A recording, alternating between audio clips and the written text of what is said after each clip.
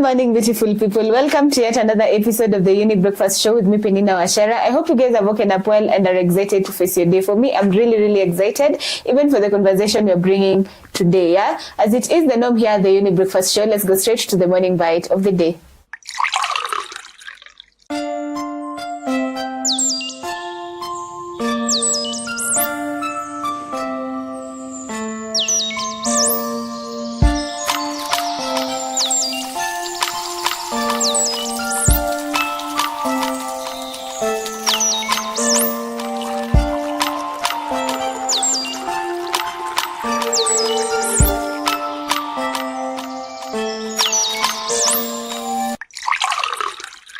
In a world that's constantly buzzing notifications, deadlines, distraction, it's easy to lose touch with the present moment. Today, we are slowing things down and turning inward as we explore the powerful practices of mindfulness and meditation. We'll be trying to reconnect with ourselves, know how we can manage stress, and find peace amidst the chaos. Find peace amidst the chaos.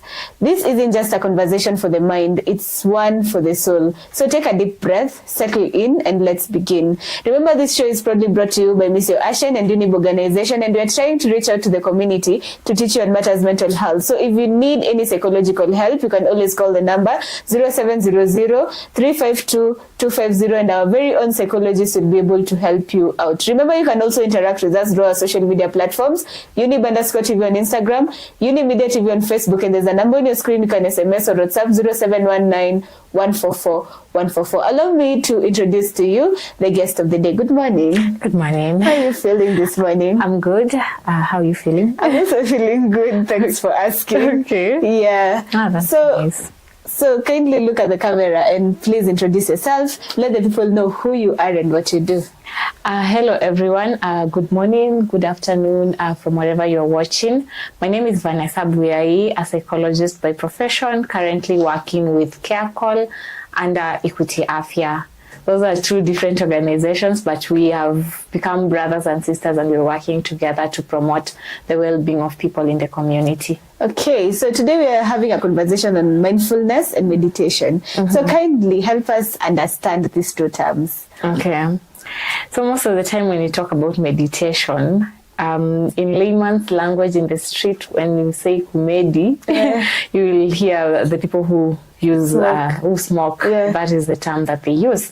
But now when you come to the psychology field, when you talk about meditation, it's the place where you create time to be able to just settle in with your emotions, your thoughts, and your processes, and you can use different acts to actualize that. And when we talk about mindfulness, from the simple term that we get to understand in our community, being mindful. So by being mindful, when we talk about it in the psychology field, we are referring to an issue where you have to be mindful about the things that are going on within your body. That is emotion-wise, physically, mentally, and also psychologically. And also be mindful about the things that are surrounding you in your environment. That is, you can notice something, but don't judge it. Just noticing it. For example, maybe somebody is talkative. Don't take it negatively. Be mindful to understand how then can I use this talkativeness to the best of my advantage, or to be productive or create something out of it. Okay. Yeah. Is there different types or techniques for meditation specifically? Because I understand mindfulness is just how we perceive things, right? Yeah. And now I'd like us to learn more about techniques or types of meditation. So there are different types of meditation, which I will, in this space, because now we're just talking to common wananchi, let me use that term. I wouldn't want us to use the terms that we use in the psychology field. I would want us to use simple terms that people are are well informed about. For example, we have the guided meditation and the one that you can just do it on yourself, by yourself. When we talk about guided meditation, this is the meditation that you will be guided with things maybe on YouTube. For example, words of affirmation. We have a lot of people who have created those positive affirmations on YouTube. So you just pick one that you will be listening to daily. We have the relaxation techniques, where that one you can do it by yourself, or it can also be guided, where you breathe in. That one, most of the time you have to sit at a 90 degrees, or you have to lie flat somewhere. Then you close your eyes, or at times you can also do it with your eyes open, and you breathe in for maybe 5 seconds. You hold your breath, breathe out for another 5 seconds. After that, you do it repeatedly, maybe for 4 times or 5 times. After that, when now you feel like your body is relaxed, you can now leave it at that, or you can now start creating imaginations in your mind, because maybe you are fighting negative thoughts. So you're using that process to just create a positive thought process for yourself. Okay. Yes. I hope we have gotten to understand the types of meditation techniques, and I hope it will be of help to you and to it's actually important, I think, to actually do meditation. And I want us to come to that question. Why is it important for me to be mindful and to do meditation? But before that, I want us to take a short break. And as usual, I will ask the question of the day, which is, what emotion do you struggle most to sit with? Anger, sadness, anxiety, or fear? Please let us know through our social media platform, Younib_TV on Instagram, Younib Media TV on Facebook, and there's a number on your screen. You can SMS or WhatsApp 0719 144 144. Let's take this short break and we'll be back with more.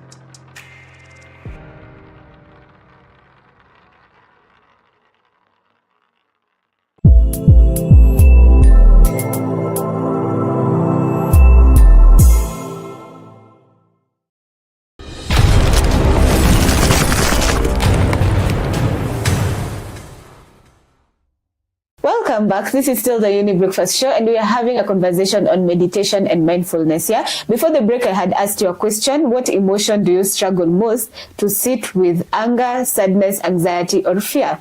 And I'll just go straight to sampling some of your feedback. Someone says, for me, it's definitely anxiety. My mind races, and I start imagining the worst possible outcomes. It's exhausting. Someone else says, I struggle with anger the most. I don't express it, but I bottle it up. up, and later it explodes over something small.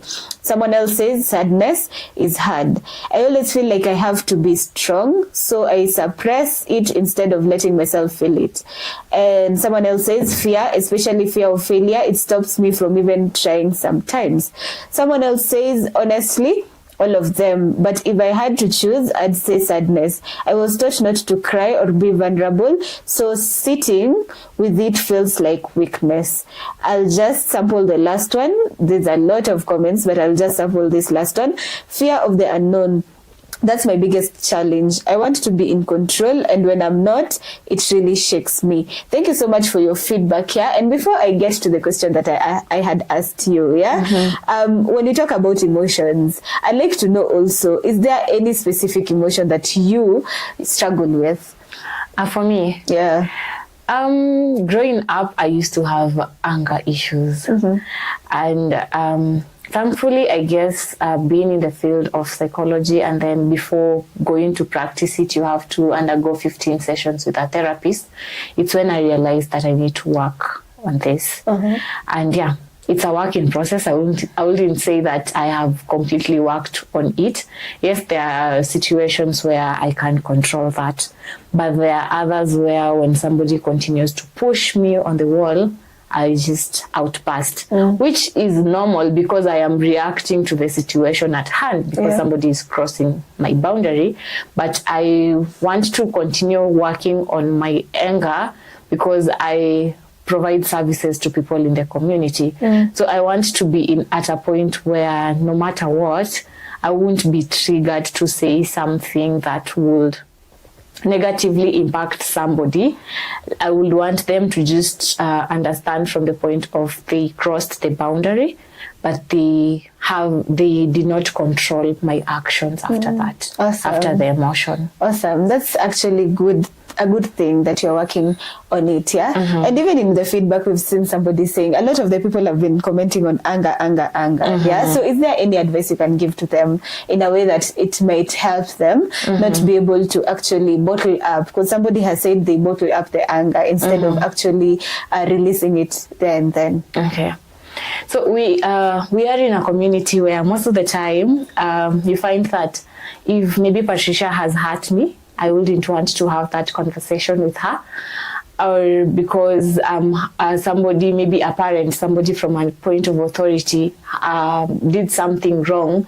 We have been conditioned not to speak it out because a person in authority, they are always right according to the society. But it's not supposed to be that. Everybody has boundaries. Even a 2-year-old child has their boundaries. So you will find that maybe a parent feels like sasa huyu mtoto, but you have to respect each and every person. And most of the time, a lot of people who say they have anger issues, when you now start having that reflection, you realize it's not anger issues. It's your body projecting how you're feeling because people are crossing your boundary. So people need to be self-aware to understand people's boundaries. What does Vanessa like? What doesn't she like? Then how can I respect that boundary so that we can continue living in a safe environment together. So most of the time you find that it's not anger issues, it's people wanting to step on you and they don't want you to react after they have stepped on you. But now if you have anger issues where you find that instead of projecting the anger and frustration to the person who has hurt you, you push it, maybe you project it to your child, which most of the time it happens with parents. They have been terrorized at workplaces, and they carry that anger and frustration to their kids at home. So learn how to know who to project that anger to, and also learn the relaxation technique that we've just talked about, the breathing in, so that you can just be calm and process every action after that emotion with a mindful mind. Let me put it that way. Okay. Yes. Interesting. I hope that advice will be able to help somebody out there who struggles with anger issue. Yeah. So coming back to the conversation, I had mentioned, or I had stated that we are coming to answer why it is important for us to actually do meditation and also to be mindful. So why is it important? Being mindful, for one, it helps you understand what's happening with your body. Because you find that sometimes when somebody is stressed, they have piled up stress, you will find them projecting, shouting. There's a way their behavior changes towards people in their surrounding. Yeah. And if this person is not mindful, they will not realize that. It's people who live around them that will realize, Nani may change. The way she talks to people these days, or the way he talks to people these days, hi Bambi, by the way, you know. Yeah. So, but if you're mindful, you'll just realize something is off with you, and then you'll start having the reflections processes of trying to understand. Then, how can I deal with this?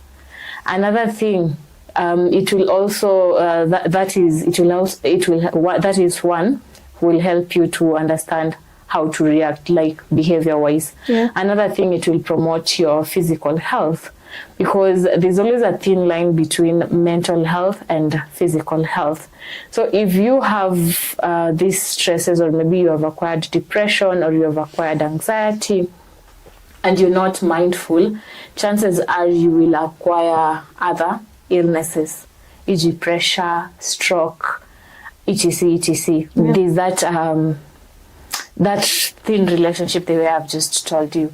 So people need to be mindful so that they can understand, something is off with me, I need to take care of this. If you have piled up stresses, you'll just be like, but I'm not okay, I need to talk to someone. Yeah. Because alone I'm unable to solve this and that.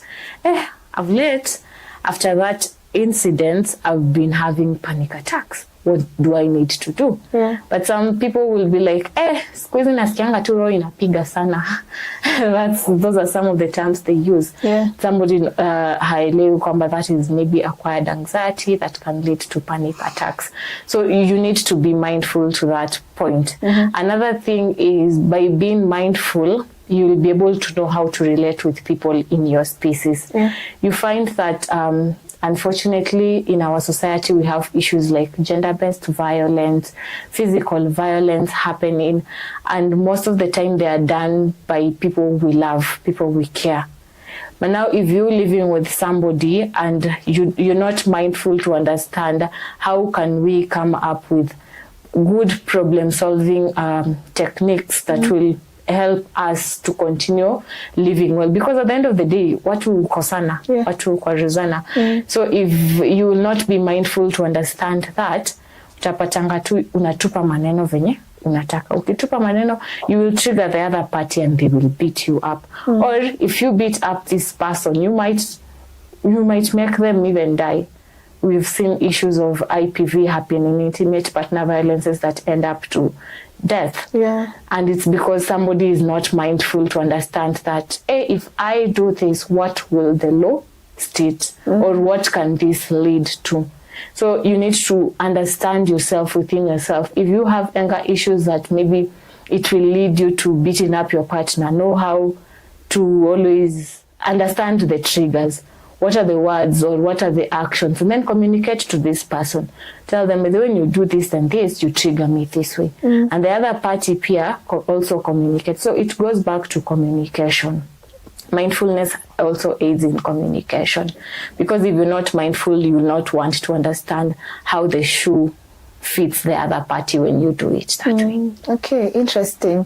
Yeah, and I want, before we take this short break, I'd like to know how long, or for example, in a day, how much time should somebody dedicate for meditation specifically?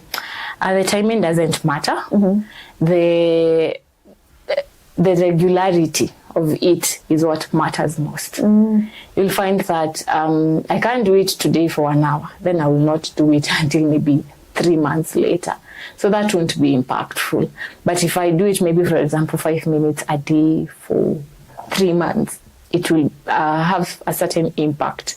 So the duration doesn't matter. It's the How regular? Yeah, the regular, how regular. Yeah. So yeah, that is what matters. Okay, interesting. I hope you're following up with this conversation and we are getting to learn more about meditation and mindfulness. Yeah, I want us to take a short break, and when we come back, we're going to continue with this conversation. Don't touch that dial. We'll be right back.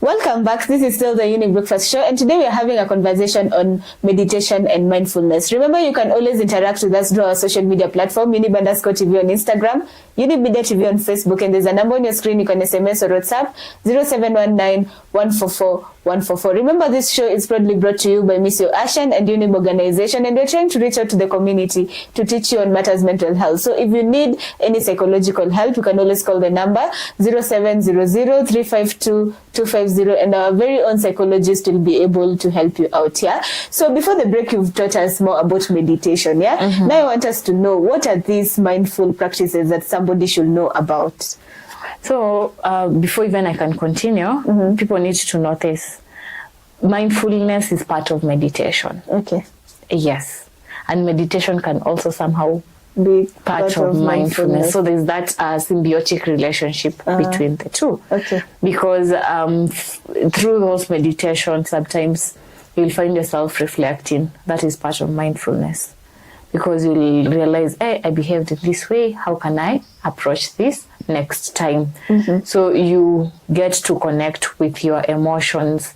You get to understand how you're feeling within yourself as a person. The time when maybe you were angry and then you decide to take a walk instead of having that shouting argument. Yeah. So the time when you will be walking, you'll be processing, like, how am I feeling?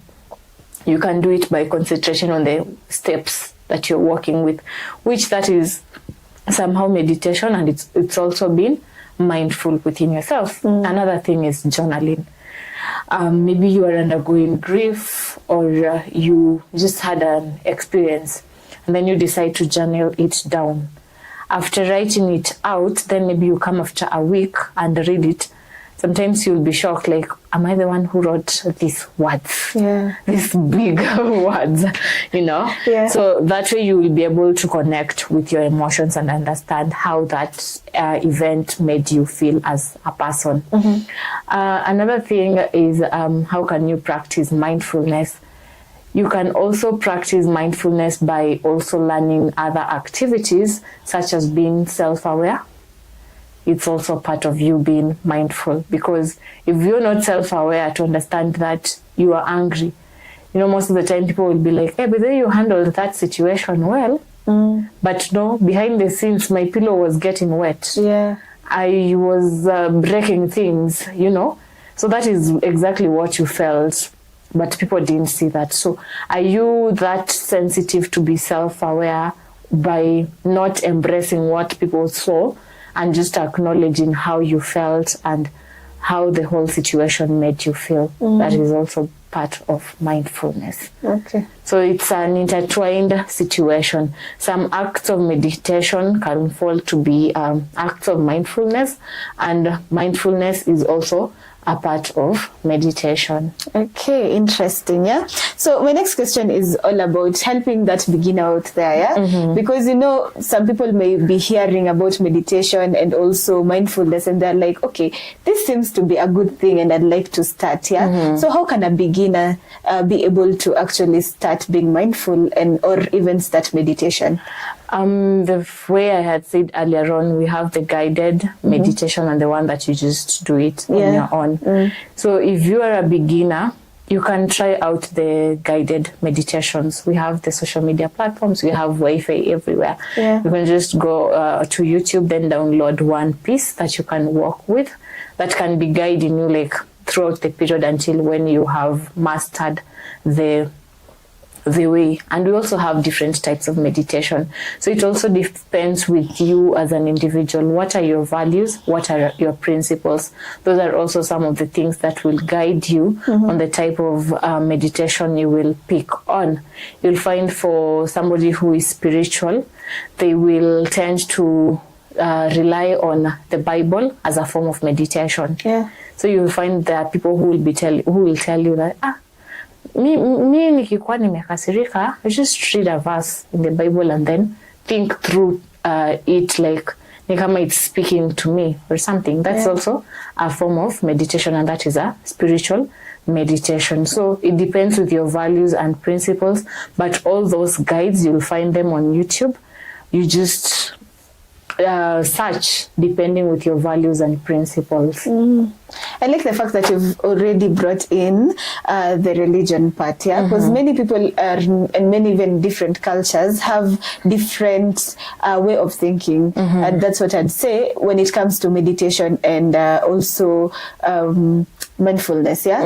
Specifically meditation, because some people will say things like exercising like in yoga is not spiritual. So what would you say about that when it comes to our culture and belief? How can we be able to talk about mindfulness and meditation without any conflict in the two?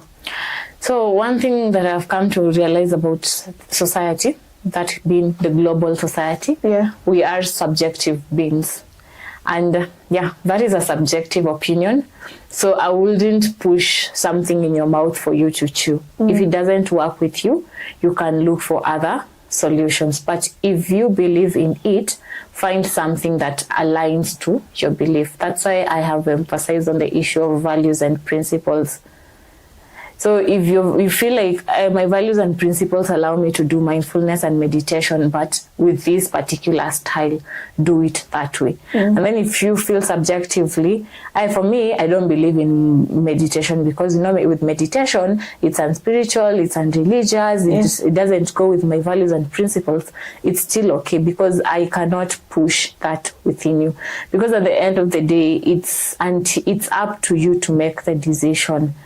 Actually, the people who come for counseling, most of the time we tell them is, you're in this room, I'm just but a guiding piece, guiding you through your thoughts. But if you're here and you've blocked that mind, I cannot assist you because the solution is within you as a person. Okay, interesting. And I hope you have taken notes on that, So in our day-to-day life, and actually I started in my introduction saying that we are in a time where we keep on having notifications. We have social media, the internet came, and most people will just spend more of their time on social media platforms. They'll be on TikTok, always scrolling, or Instagram, or you'll find them on Facebook, for those who still use Facebook. You'll find other people on YouTube, and maybe the shorts, because you see, those ones are small, reels are very small timed, and now a lot of people are saying that when it comes to people using TikTok, things like TikTok, it is making their concentration span very less, because you can imagine just watching 1 minute video, you've gotten all the information you wanted by a click. So I'd like to know, how can people actually get used to, or get to be present in a day and age where we have social media and we use our phones 24/7. You'll just get somebody with the phone and they're always scrolling. And even though you are trying to just meditate, you remember there's a phone there, and you start now scrolling to TikTok. So how can we be present at that moment and be able to actually achieve meditation, or do meditation for a specific time, without distractions? So the way I just said earlier on, your intentions as a person. Are you doing it because it's fear of missing out, FOMO, you don't want to miss out, everybody is doing meditation, or are you doing it because it's something you're curious about, you want to test it out? So those are the questions that I would ask somebody. And then it goes back to social media. Yes, it came, and it has its positives and the cons. So it goes back to you as an individual, because if intentionally you want something, you always create time for it. Even anything you want, you always create time for it. So you will have to know how to adjust your time. And that goes back to, maybe you will later on have a discussion on issue to do with time and time management. Because yes, social media came, but how much time are you spending on social media? How much time have you created for other activities in your life? So it goes back to, you just have to create that time and be like, okay, at my time right now, I'm supposed to be doing this meditation, and I have to respect the time I have created for that. Awesome. So I'd like you to just look at the camera and maybe give your parting shots for this conversation, If, for example, there's somebody who just clicked in or just tuned into our show right now, what should they actually get to understand when it comes to mindfulness and meditation? Okay, thank you so much, guys, for listening to us, and I'm happy to be here with having this discussion. When we talk about mindful and meditation, it's a very somehow complicated topic with most people, and it's because we have been in a society where the education system never told us about this, and these are things that we need to have mastered at a young age of 3 years, and grew with these aspects within us. But unfortunately, the education system did not do that to us. But better late than never. Right now we have that information. So ensure I've just touched on snippet. So ensure on your own personal time, which is the other pages, Gemini, we have YouTube, and just get to understand better about these aspects. And that way you will be able to master a meditation formula that will work with you. And after working with it maybe for a month or two, you will start realizing some changes within you. So do that, and you will thank me later. Okay, thank you so much for taking your time and coming to actually inform us more on meditation and mindfulness. Asante sana for your information. Thank you too. And as usual, you're always welcomed again and again and again. Thank you. And to everyone who has made this show a success, thank you so much, Elias Mutina, for being our camera person and also our director. Thank you so much for the work you're doing. And to everyone who has been watching and tuned in to the Younib Breakfast Show, asante sana. Thank you for keeping it Younib TV and Mutua Younib Breakfast Show. So until next time, do have yourselves a beautiful day ahead. Goodbye.